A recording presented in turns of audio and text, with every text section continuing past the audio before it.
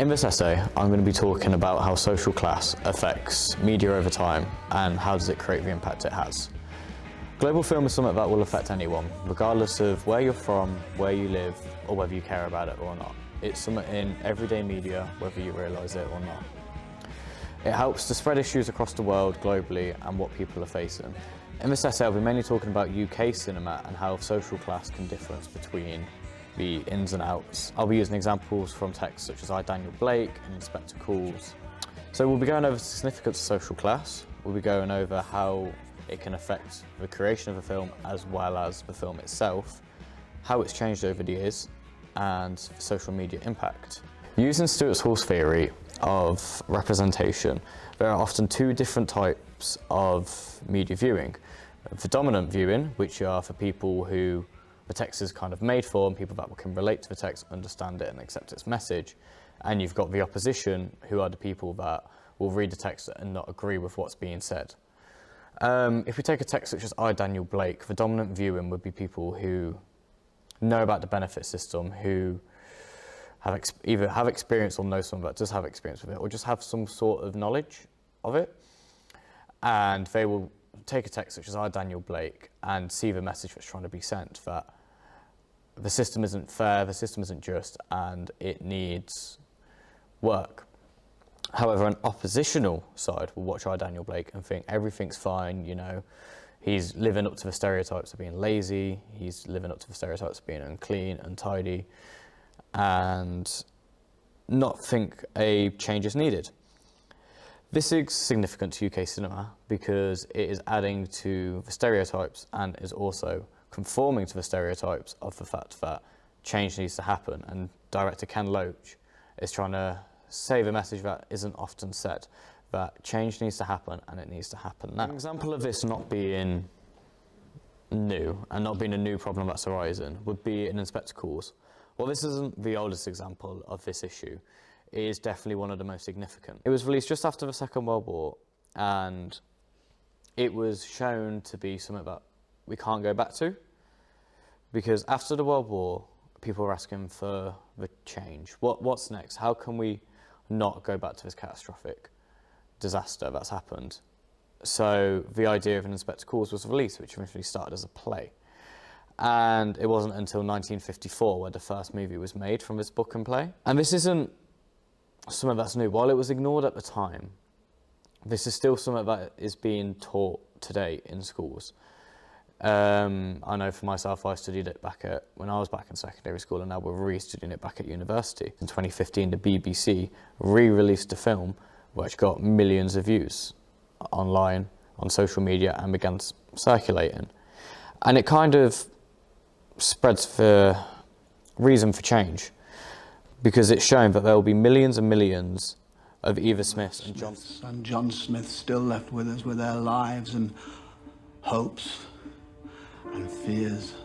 There's suffering and chance of happiness, all intertwined with our lives and what we think and say and do. We don't live alone upon this earth. We are responsible for each other. And if mankind will not learn that lesson, then the time will come soon. Highlights that without change, everything is just going to stay the same, and more wars will come, more needless deaths. However, as saying, this was brushed off at its first release, and the success didn't start now, and eventually it's something that is still being talked about today. So whether the change which you wanted did come or not is a different sort of question. Similarly, with an Inspector Calls, I, Daniel Blake was created by people wanting to spread awareness and try and make the change. I, Daniel Blake was directed by actor Ken Loach, who was known for making films regarding topics that people didn't want to talk about, such as Kes and I, Daniel Blake. The thing that inspires me the most about I, Daniel Blake is it's about a rough topic that people don't often want to talk about, and it's something that relates to me and affects everyone, regardless of whether you're in that situation or it's someone you know. At some point in your life, everyone will come up with this talk of the social class and with the benefit system. I, Daniel Blake's topic represents the creation of the media as well, and I believe that the creation of it impacts the way it was made.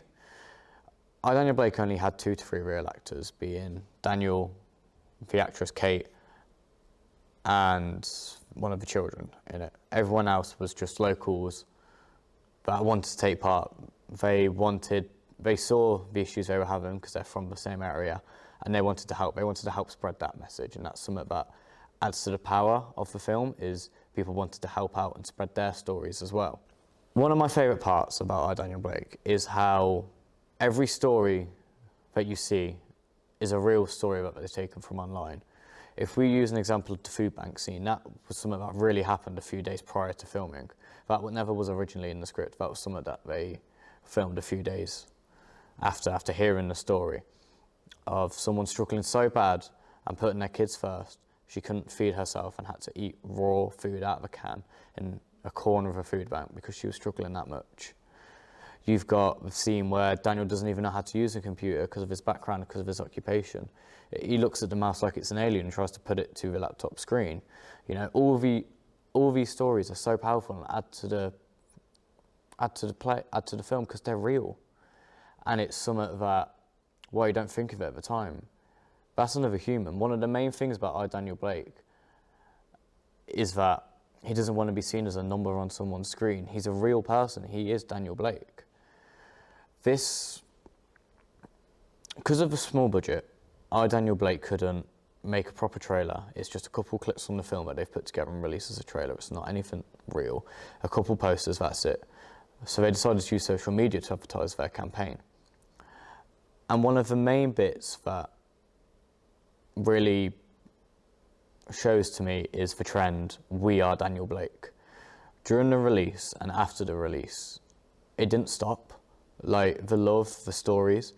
"We are Daniel Blake" was a trend that came out because of the film, and it was where people in similar situations came out anonymously and said their stories, what's happened to them in their life, and, you know, told their story, showed that they weren't alone, and been able to connect with people, get help. And that's something that blew up so big it even went to Parliament. And Jeremy Corbyn, who was leader of the Labour Party at the time, was such a big helper on it, and he was pushing it in Parliament. Mr. Speaker, could I recommend the Prime Minister supports British cinema and takes herself along to a cinema to see a Palme d'Or winning film, I, Daniel Blake?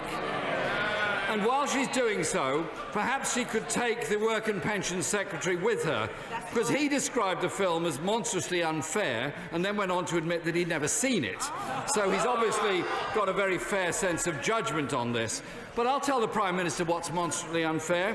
Ex-servicemen like David Clapson dying without food in his home due to the government's sanctions regime. It is time that we ended this institutionalised barbarity against often very vulnerable people. These clips clearly break the stereotype of what the media's got you to believe about people seeking help, seeking benefits, you know. People see them as lazy, people see them as weak, they see them as, you know, leeches that just leech off other people's money, when in reality they're human, you know. Don't let a couple bad eggs spoil what's real, you know. People you know, could be seeking help and you don't realise it. I believe that I, Daniel Blake breaks all these stereotypes and shows people for what they are. People, you know, they're humans at the end of the day. They're people that need help. Henry Jenkins' theory of active audiences is something that relates to this massively, especially with the social media campaign. Henry Jenkins believes that if a media product is able to create any sort of fan base, it will. And if you get an active audience, people that relate, people that take the topic and take the media and its meaning for what it is and will help spread it. And that links to the We Are Daniel Blake campaign that spread around and is still going to this day, believe it or not. Nearly 10 years after the release of the film, people are still talking about it today.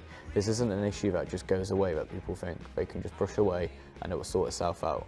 We've seen that before with an Inspector Calls. Change needs to happen from us. The change won't just happen overnight. It's a long process, but if we don't do something to make that change, no one else will. Because it's like they said in the campaign, we are Daniel Blake. We are our change.